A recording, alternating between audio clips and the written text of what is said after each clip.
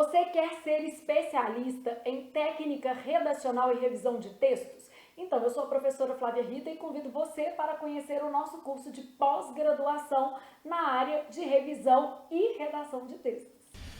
Olá, bom dia, boa tarde, boa noite.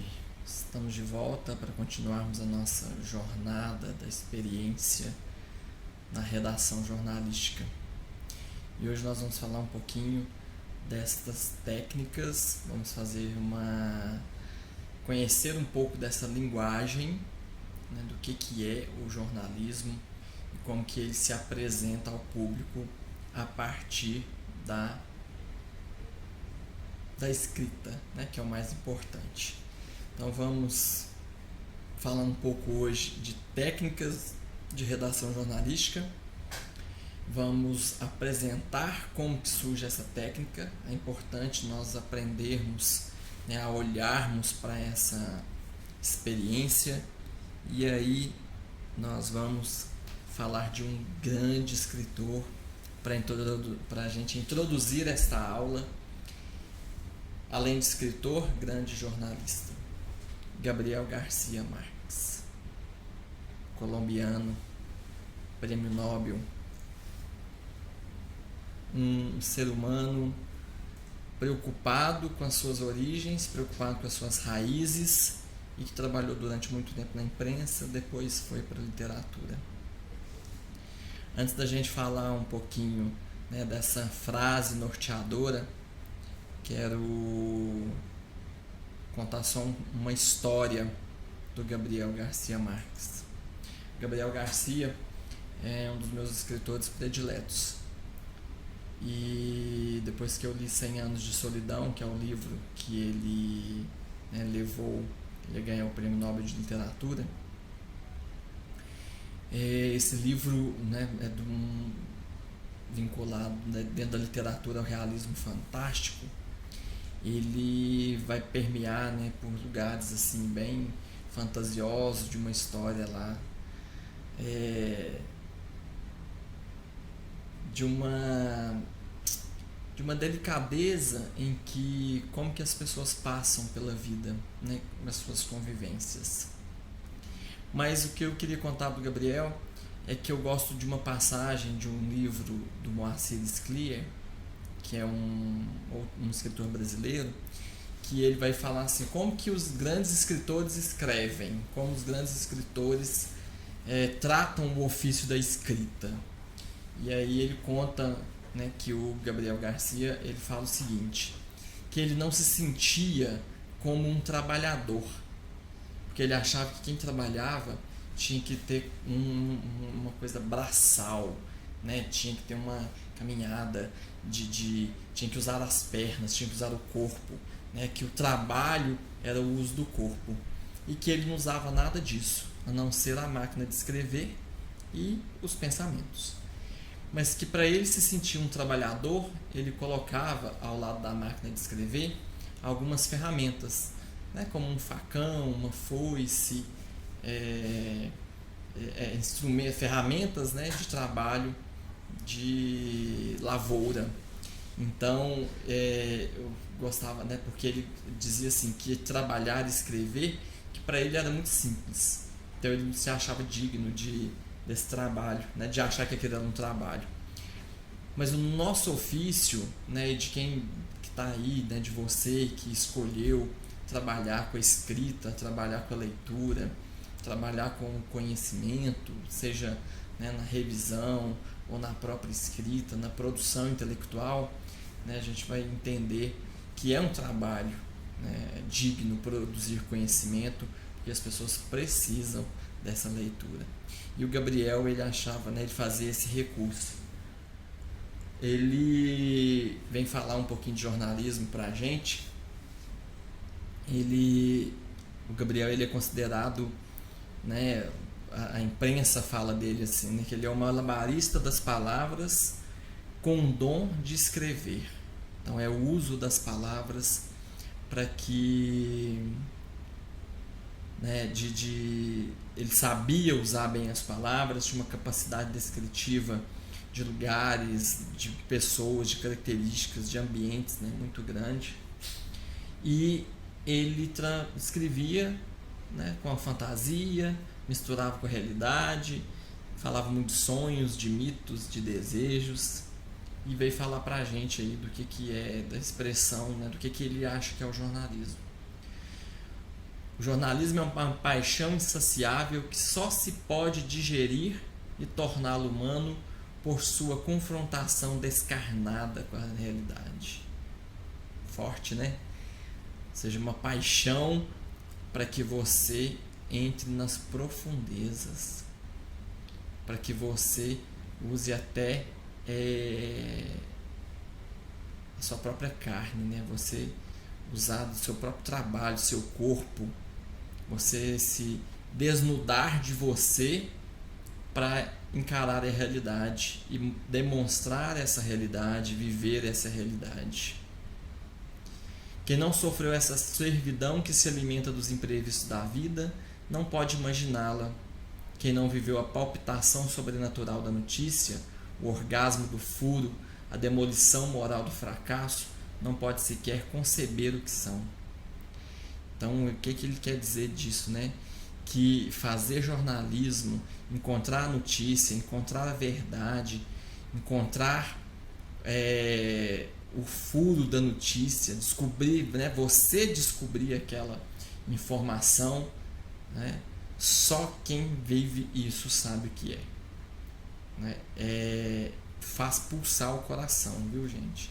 Faz a gente, quando a gente, né, descobre uma informação, né? Eu trabalhei na imprensa durante 20 anos, né, nessa imprensa diária, e aí quando você descobre uma notícia, quando você sabe o que, né, que está sendo, que aquilo ali vai modificar uma história, que você descobriu, uma informação que vai mudar os rumos da história, você está escrevendo a própria história. Realmente, quando o Gabriel Garcia ele fala, né, dessa pulsão, né, do desejo, né, ele fala que até uma coisa orgástica, né? Você fazer jornalismo tem a ver com isso. E por isso que eu gosto dessa frase dele, né, que ele traz para a gente nessa experiência de viver o jornalismo na carne, na pele. Mas antes da gente viver o jornalismo, vamos falar um pouquinho do antes, do como chegar lá, né, do que fazer antes. Então trago essa charge da Mafalda, esse personagem tão reflexivo, né, para quem conhece. Mafalda tem um sarcasmo, um humor bem peculiar. E aí, para a gente falar da nossa experiência de jornalismo, de técnicas, antes de qualquer coisa, eu acho que nós temos que pensar na função social do jornalismo, que é mostrar para o público como que o público vai, o que ele vai acessar de conhecimento. Essa frase dela vai resumir muito o que é essa função social do jornalismo. Viver sem ler é perigoso, te obriga a crer no que te dizem. Então, quanto mais a gente lê, quanto mais a gente gostar de ler, quanto mais pudermos ler, quanto mais tivermos leituras e referências, a gente vai não cair em emboscadas, né? Não sermos enganados. Então essa é a proposta desta aula de hoje, né? De conhecermos essa linguagem jornalística, essa linguagem até imagética, né? Eu vou falar aqui de estrutura do jornalismo. Então nós vamos falar um pouquinho sobre leitura, porque o jornalismo é o ato da escrita, mas para a gente escrever bem, nós temos que ler bem. E ler muito. Então vamos falar um pouco sobre esse processo de leitura, né? Quero trazer essa frase do Christopher Morley, que é um jornalista norte-americano do início do século XX, que vem trazer um incentivo para você que se dispôs a trabalhar com a escrita, com a leitura, com as palavras. Leia todo dia algo que ninguém está lendo. Pense todo dia algo que ninguém está pensando. Faça todo dia algo que ninguém seria tolo o suficiente para fazer. É ruim para a mente sempre fazer parte da unanimidade. Verbos de ação. Leia, pense, faça. Leia para pensar. Leia, pense para agir. É o que eu quero estimular você que está aí do outro lado fazendo esse curso. Porque quanto mais a gente se alimenta de leitura, mais a gente tem uma caminhada de referências, de aumento do nosso vocabulário, a gente melhora a nossa interpretação do texto, a interpretação da vida, e a gente vai poder contribuir com a mudança social. Primeiro com a nossa, né, do nosso conhecimento, do que a gente está podendo conhecer e nos transformar, e depois para a gente levar isso para o externo. Então é importante, né, termos essa leitura diária, né, nem que seja um pouquinho, nem que seja, né, só uma caminhada, porque a gente, né, como jornalista, se garanta nessa comunicação, para que a gente preze pela boa redação.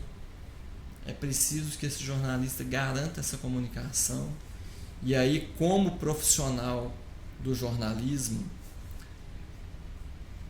nós vamos pressupor que escrever bem vai implicar no uso adequado da língua, evitando os preciosismos, o uso de um vocabulário clássico e construções sintáticas muito complexas. Fazer jornalismo é simples. O texto jornalístico é simples. A linguagem jornalística é simples. Então, quanto mais conhecimento de vocabulário tivermos a partir das leituras, né, muita gente gosta de me perguntar assim: professor, qual livro você me indica? Eu já falo de cara: o dicionário. Tenha um dicionário. Que seja digital, que seja físico. É importante ter um dicionário para a gente conhecer as palavras e o que elas dizem, o que elas significam, quais são seus sinônimos, para que a gente possa escrever cada vez melhor. Então, para a gente garantir essa comunicação, e vocês que vão trabalhar, né, ou que já trabalham com a revisão de textos, entender que o jornalismo ele é uma linguagem mais simples possível. E redigir bem implica em saber o que se faz com um texto seja um texto, não um amontoado de frases. Implica em considerar sempre a situação de comunicação na qual determinado texto circunscreve-se. Então é isso que nós vamos falar nessa disciplina. Eu vou escrever, vou falar bem, né, tenho referências, eu tenho conteúdo, né, eu tenho uma experiência de escrita, mas para a gente saber que a gente está falando com o outro, que a gente está alcançando o nosso leitor, é considerar tudo: o lugar, as palavras, o suporte, o formato, a mídia, quem nos lê, quem nos corrige. É uma cadeia muito grande, né? Uma teia de formação aí, até porque o jornalismo também se tornou um produto industrial. Então, entender esses processos e como que esses processos funcionam vai nos auxiliar a fazer um conteúdo melhor, né? E aí eu quero te propor agora uma experiência. Uma experiência em que você saia desse aquário que você está, dessa bolha, do lugar que você está de conforto, para que você tenha uma rotina, para que você faça agora, para você ter uma rotina não, para que você tenha uma atitude. Vamos sair desse lugar comum aí, né? E vamos caminhar nesse processo de entender o que é notícia, o que é informação, o que é texto. Daqui a pouquinho, dá um pause aí nessa aula e vamos pesquisar. Vamos fazer um brainstorm. Pegue um papel, pegue seu bloco de notas, abra uma página aí no Word e escreva.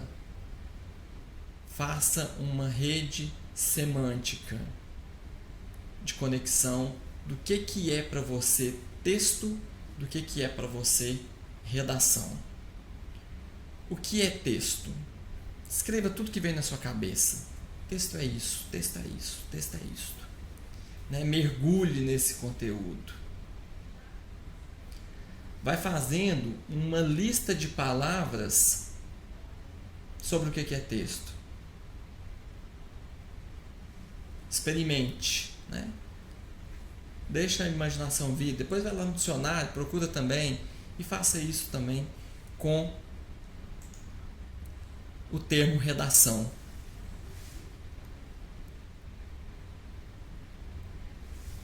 Vai lá, né, na sua pesquisa, mergulhe nas suas experiências. O que é redação?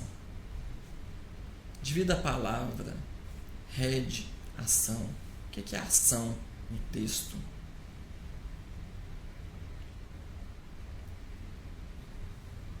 Dá uma pausa, faça esse exercício e depois você vai escrever um parágrafo utilizando essas palavras que você, esses conceitos que você já, né, desenhou aí, escreveu. Então, escreva um parágrafo utilizando essas palavras sobre esse tema. O que é texto e o que é redação? Tente responder o que é um bom texto. É importante praticar, né, esse momento para que você tome uma atitude. E eu quero, né, propor para vocês esse exercício para que você comece também a mudar de hábito. Dá uma pausa, faça o exercício. Daqui a pouquinho estou aqui de volta.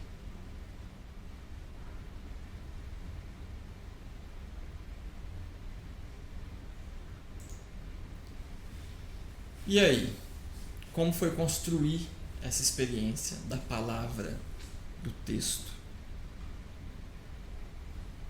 Como que foi chegar a esses conceitos?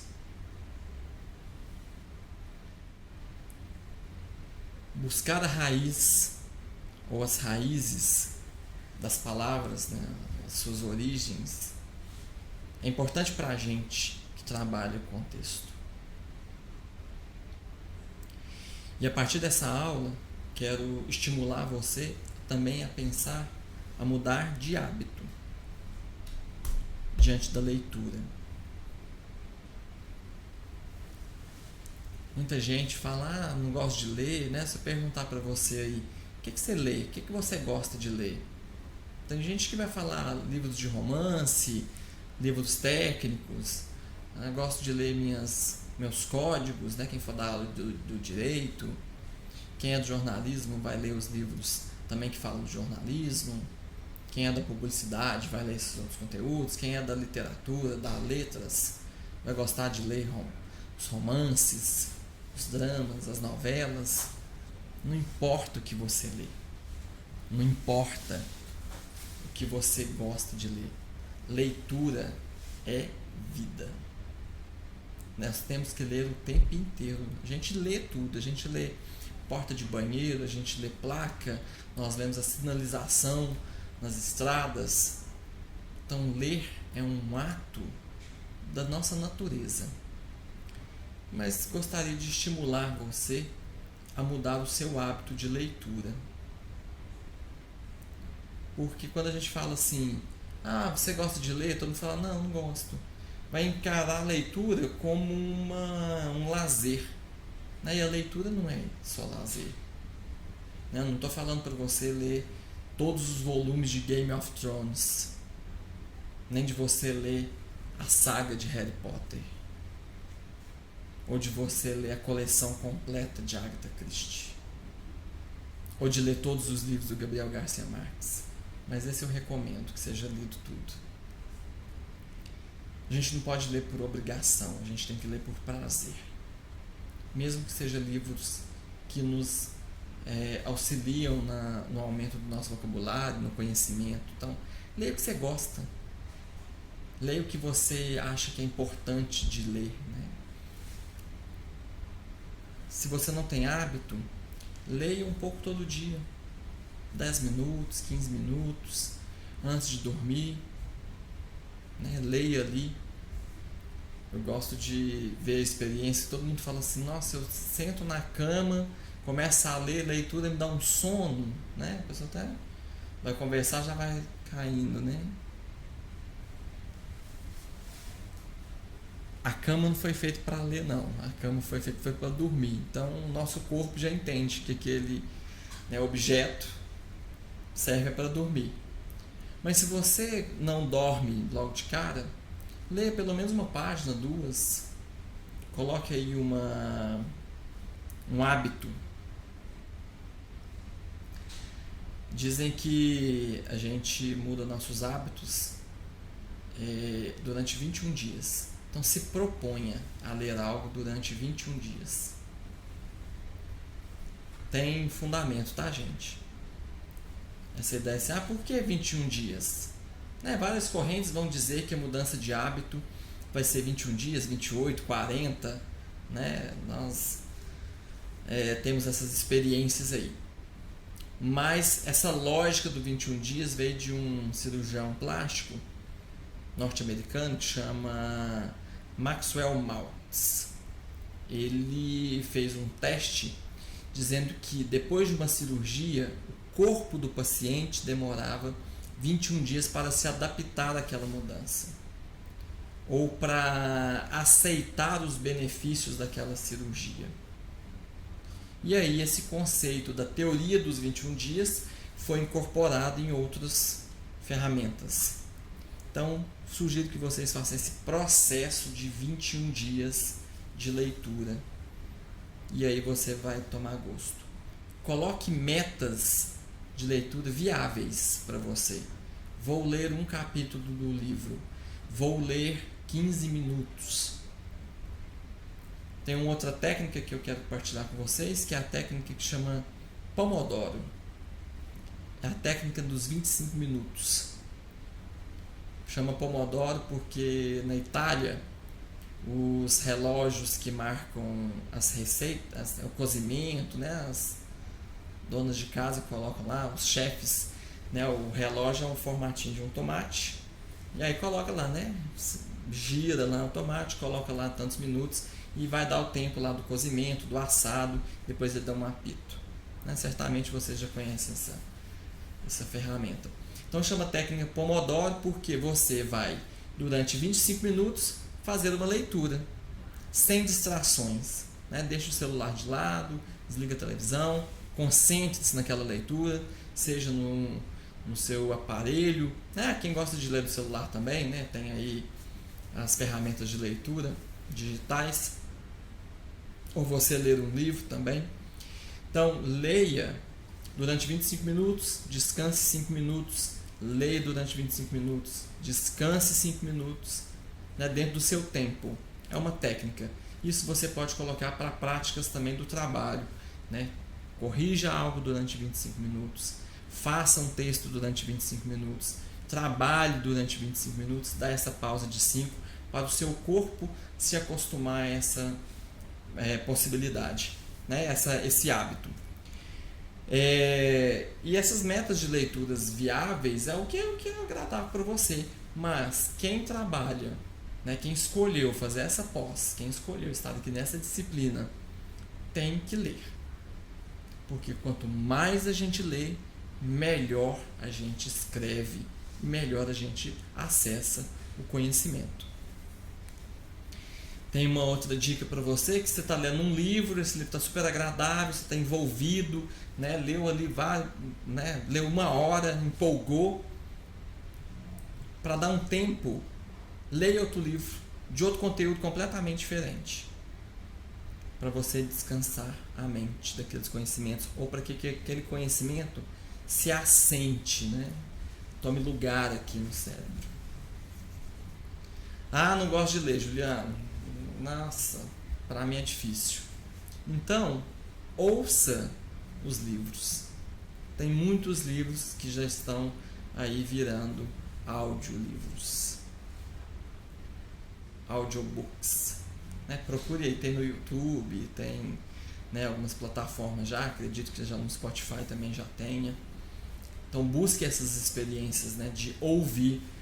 Nós estamos aí numa experiência do podcast, né? Então ouça esse formato também, para que você alimente a sua mente de novas experiências. Fazendo a regra dos 21 dias, né, existe uma caminhada. Então vamos para frente, para o nosso próximo slide. Por que eu estou falando de leitura, gente? Por que eu estou falando de escrita? É porque o Cagliari vai trazer essa frase para a gente, dizendo o seguinte: na história da humanidade, sempre foi mais importante saber ler do que saber escrever. Mas para saber ler, é preciso conhecer como funcionam os sistemas de escrita. Conhecer sua história é um dos caminhos para se adquirir estes conhecimentos. Se a gente voltar lá na era dos faraós, os faraós, eles tinham seus ministros, dentro dos seus ministros, os escribas, ou os oradores, e logo depois tinham os arautos do rei. Quem é esse povo? Era o povo que sabia falar, se expressar. É aquele que escrevia as leis, né? Eram aqueles que escreviam as leis. Eram aqueles que comunicavam o que o faraó dizia, né? Comunicar o pagamento de novos impostos, de determinar as regras da convivência em sociedade. Então, na história da humanidade, saber ler é muito mais importante do que saber escrever, porque quem sabia ler sabia entender os códigos que estavam sendo ditos.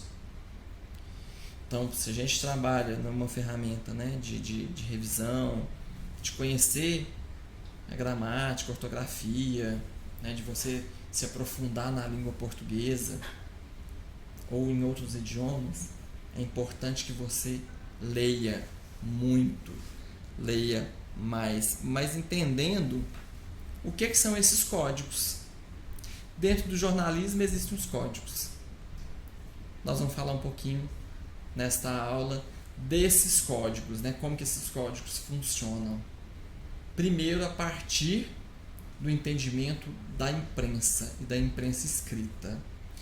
Mesmo que atualmente a imprensa esteja, vamos dizer, morrendo, não é a imprensa em geral, né? A imprensa escrita, do papel, ela não está morrendo, ela está passando por uma transformação muito profunda. Então, para a gente entender o que é essa técnica de redação jornalística, nós temos que entender que lugar é esse que a gente escreve.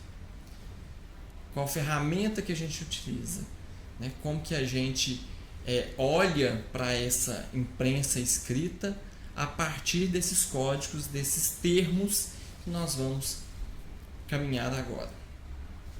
Primeiro, nós vamos falar dos tipos de jornal, a partir do formato deles.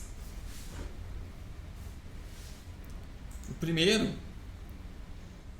formato, deixa eu só voltar aqui algum slide. Primeiro é o jornal tipo standard. Comecem a perceber esses termos para vocês, né, também entenderem o que é a redação jornalística. O formato standard é o formato tradicional do jornal, que tem em média 50, 52 centímetros por 30. Esse nome vai sugerir, né, que é o padrão do jornal. Nós temos alguns exemplos, né, o Globo, Folha de São Paulo, Estado de Minas, que é esse formato maior, né, de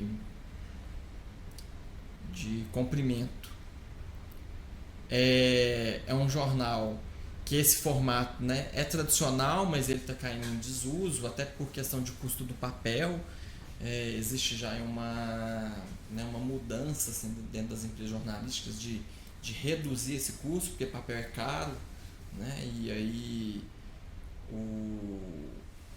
quanto mais eu reduzo o meu uso de papel, também eu ganho em produção, e a imprensa escrita, né, já está aí passando por essa transformação, virando digital, mas ainda existe esse formato, né? Tá aí, vai perdurar. Eu acredito que vai mudar um pouco o conteúdo, que é o que a gente vai ver daqui nos próximos slides. Então, o conteúdo importa, porém, como esse conteúdo é colocado nesse jornal. Nós vamos ver daqui a pouco quando a gente falar dos conteúdos generalistas. Então, vamos conhecer outro formato, que é o tabloide, que normalmente é a metade do standard em comprimento, né? Dobre um jornal standard e você terá o tamanho do formato tabloide. O tabloide sugere até uma linguagem também, né? Normalmente jornais populares eles são formato tabloide, como Super Notícias, o Zero Hora, o Jornal Aqui. Outro formato para a gente conhecer é o Berliner, Midi ou Berlinense, que é um formato um pouco maior que o tabloide, mede 44 centímetros por 31 em média. Nós temos exemplos do jornal Estadão e o Tempo. São jornais que reduziram, né, seus formatos para diminuir também o custo do papel, né? Essa diferença aí parece pouco, né, pouca diferença, mas ela impacta até no manuseio do jornal, porque o jornal standard, né, que não tem jeito de ler no ônibus, não tem jeito de ter uma dificuldade assim, de ter uma mesa disponível, você também pensar nessa ergonomia do jornal. Então o Berliner ele tem essa estrutura um pouco menor, porque ele facilita até o manuseio. E cada um desses jornais, né, nós vamos avaliar que existe um tamanho também para o texto, para as fotografias, para as ilustrações. O formato tablet, ele é um formato menor que o tabloide. Ele é utilizado em jornais principalmente com conteúdos híbridos, que vão ser jornais populares, mas com conteúdos generalistas. Nós vamos ver aqui nos próximos slides. E aí, o exemplo é o jornal Meia Hora, o Expresso e o Metro. Esses jornais tablets, quase em sua maioria, são distribuídos em locais públicos gratuitamente. É um jornal que vai sobreviver da publicidade.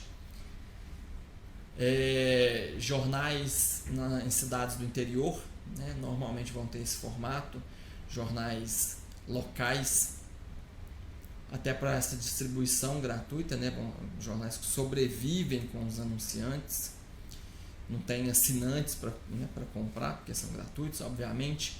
E aí eles têm conteúdos mais generalistas, mas com conteúdos mais populares.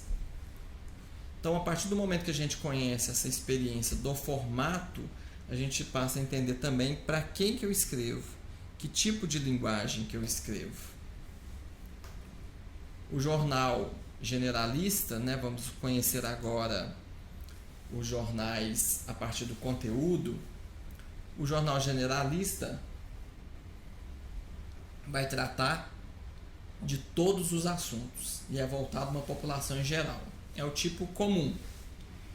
Vai ter assuntos de economia, política, ciência, educação, cidades, feminino, bem viver, né? saúde, todos os conteúdos, cultura, esporte, ou seja, ele traz, né, genericamente todos os conteúdos para atingir a todos os públicos. E normalmente quem adquire esse tipo de jornal é quem busca informação. Né? Você pode estar se perguntando, mas jornal vai morrer, tem tudo na internet? Sim, tem tudo na internet. O que pode vir a acontecer, já tem algumas transformações aí na imprensa, é que esse jornal generalista, ele não vai trazer a notícia do dia seguinte, ele não vai trazer mais o factual, ele vai trazer uma experiência de o pós-notícia. Ele vai trazer já a resolução daquele fato. Ele vai trazer a explicação, ele já vai trazer um conteúdo mais aprofundado em relação ao que aconteceu no hoje. Então amanhã ele já vai estar mais aprofundado. E, né, contribuindo com o jornal a partir do conteúdo, o Jornal Popular ele vai abranger todos os assuntos como generalista, porém ele tem um outro público-alvo, normalmente de classes populares, pessoas que não têm o hábito da leitura ou que têm o hábito da leitura, mas querem informações rápidas, não querem se aprofundar. O público-alvo desse jornal é pejorativamente, tá, gente? Nós vamos dizer que é uma classe C, D e E. Não concordo muito com isso não, mas quando às vezes nós vamos ler os Media Kit, né, de falando que público quer atingir, vai colocar essa classificação, né, de classe social econômica, porque é o público que compra mesmo, né, mas isso não quer dizer nada, né, não pode ser, a gente não pode generalizar dizendo que só classe C, D e E vai ler jornal popular. Eu não acredito nisso. Eu acho que todo mundo lê jornal popular, né? Todo mundo que lê jornal acessa. Talvez não goste da linguagem, que é uma linguagem, né, talvez confundida com sensacionalista, tem muita figura de linguagem, vai ter ali muita ambiguidade nos títulos, vai ter muita metáfora. Esse jornal sensacionalista, ele não tem compromisso com a verdade, mas o jornal popular tem. Até no próximo slide nós vamos falar desse tipo, né, de sensacionalista, porque existem esses jornais também que não têm um compromisso com a verdade, né, não tem um compromisso com o conteúdo apurado, bem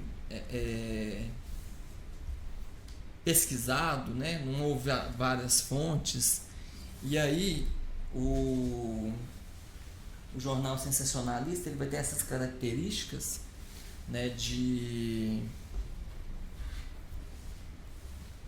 se tratar, né, dessa linguagem mais simples. Vou passar o slide aqui para frente.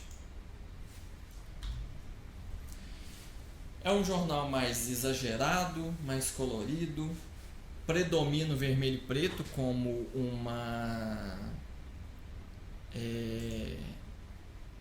como cores, né? Até para trazer essa coisa do popular, do quente, da notícia factual. É mais apelativo, vai ter manchetes fortes e fotos inapropriadas, não tem um compromisso com a verdade, né? Isso é muito arriscado, assim, né? A gente falar de jornalismo popular, de jornalismo sensacionalista, porque já são raros jornais, porque o público já não aceita também esse tipo de conteúdo. Então a gente vai pensar, né, que existe sim, né, existem exemplos, normalmente tabloides britânicos trabalham com essa linguagem, né, bem popularesca, bem sensacionalista, mas eles não vão ouvir os dois lados, né? No jornalismo tem esse princípio, nós temos que ouvir os dois lados. Talvez a apuração ali vai ser rasa, né? A busca da notícia vai ser muito simplória, vai ouvir uma história de alguém, vai dar aquela notícia ali, pronto, tá tudo certo, né? E aí a imprensa vai, essa imprensa sensacionalista vai criar esses factoides.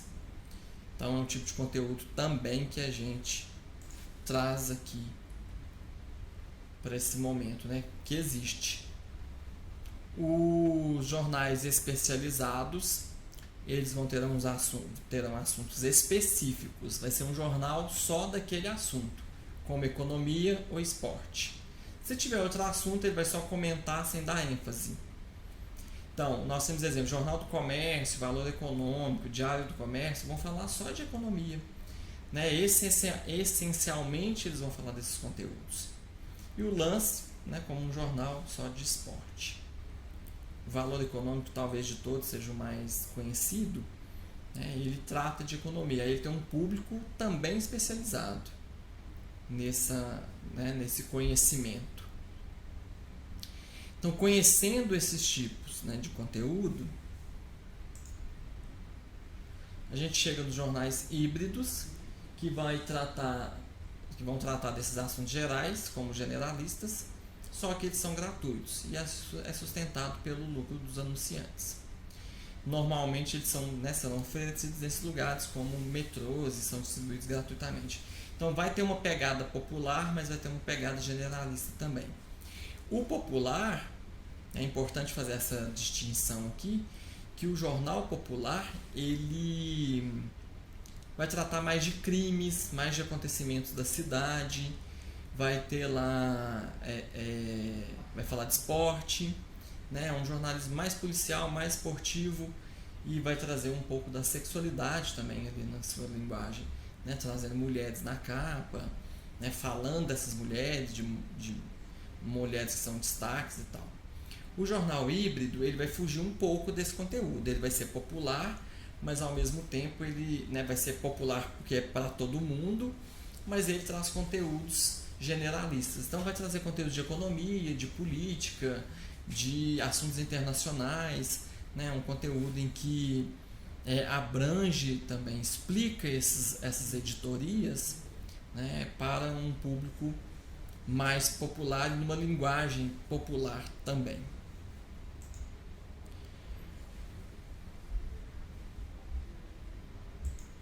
Para entender essa dinâmica, né, do jornal, da imprensa, do conteúdo, dos formatos, nós vamos pensar em que, nessa frase aí do Naipaul, que é um romancista, ele vai dizer para a gente que para entender um jornal, né, quando a gente começa a ler um jornal, nós vamos, para entender essa linguagem, né, desculpa aí a minha confusão, para entender essa linguagem do jornal, lê-lo pela primeira vez é como entrar no cinema e encontrar um filme já com uma hora de exibição.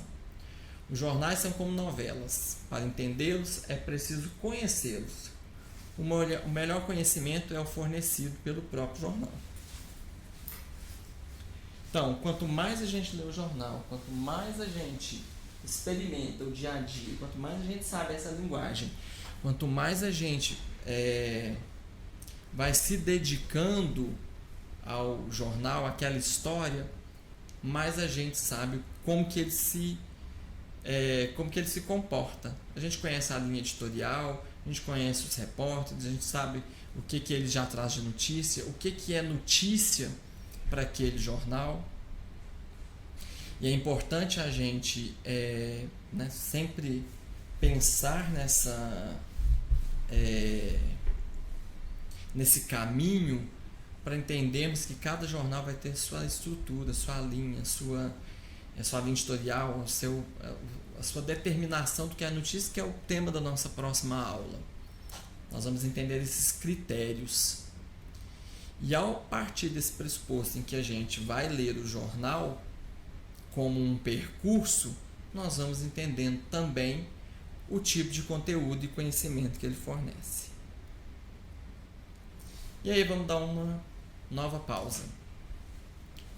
Vamos praticar. O que você vai fazer agora?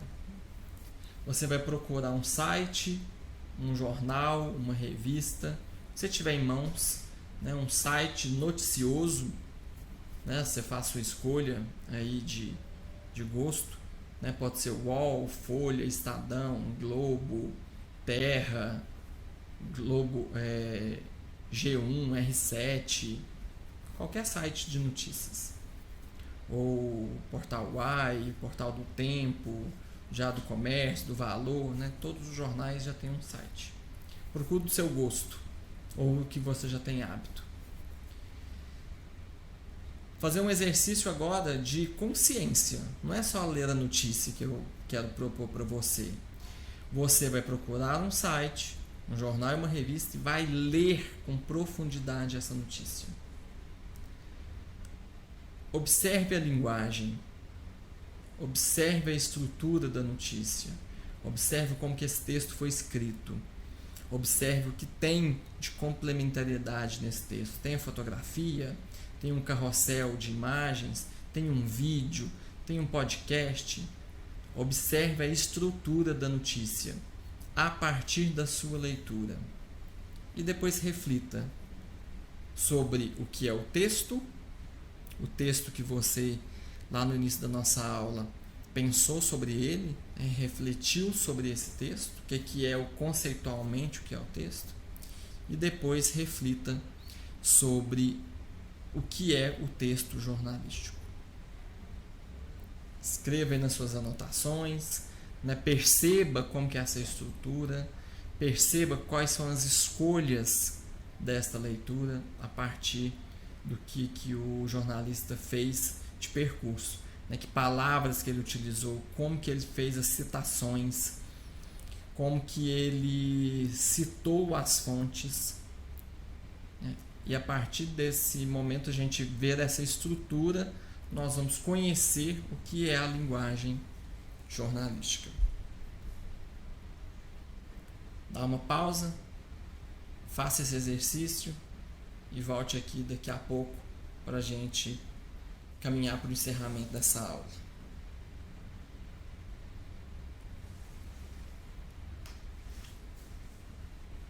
E aí, como que foi escrever essa experiência? O que você aprendeu? O que você tirou de lição do que é uma estrutura de um texto? O que você tem, né, se alimentado de outras notícias? Que tipo de notícia que você gosta? Como conteúdo complementar, sugiro que se leia esse texto, Novos Modos de Produção Jornalística, Análise do Fake or for Real. Está disponível nesse portal aí, né, no site da Intercom. Baixem aí, leiam o texto, é um artigo curto que vai falar um pouco dessa experiência de estrutura da notícia, mais ainda do que é fake ou do que é real. Estamos vivendo uma era de fake news, notícias criadas, informações inventadas.